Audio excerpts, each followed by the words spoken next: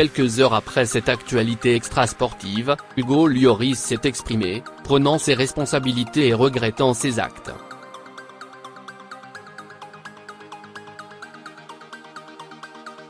Je tiens à m'excuser de tout cœur auprès de ma famille, du club, de mes coéquipiers, du manager et de tous les supporters, a-t-il fait savoir dans un communiqué officiel transmis par son club de Tottenham qui envisagerait de lui retirer le statut de capitaine suite à cette affaire et le contraindre à payer une amende de 331 000 €.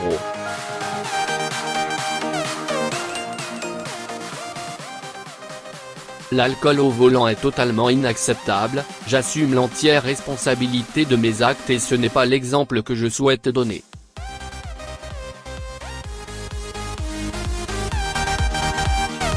De son côté, la Fédération française de football évoque une affaire privée qui n'aura pas d'incidence sur le prochain rassemblement de l'équipe de France auprès de l'AFP.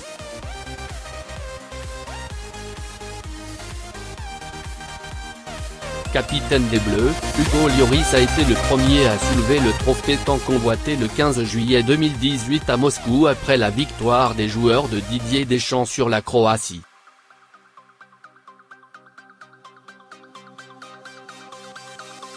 Après un passage par Paris, les Champs-Élysées puis à l'Élysée, le gardien de but a fêté son sacre dans sa ville de Nice en présence de sa femme Marine, de leurs deux adorables filles, Anna Rose, 6 ans, et Giulia, 4 ans, et du maire Christian Estrosi.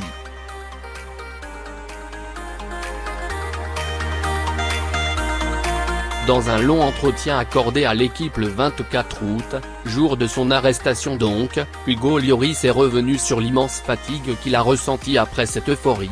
En rentrant, j'étais épuisé.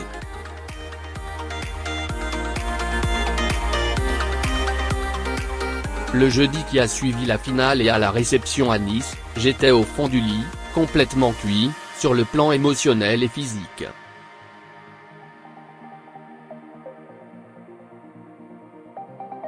Il m'a fallu un peu de temps, avoue-t-il.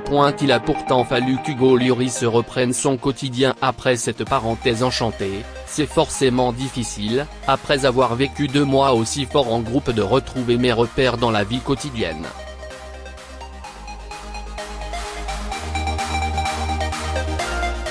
Il faut recommencer à faire des choses simples, se faire à manger, faire la vaisselle, nettoyer la table, sourire.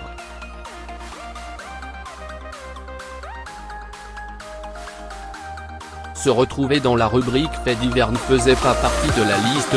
L'intégralité de l'interview d'Hugo Lloris est à retrouver dans l'équipe du 24 août 2018.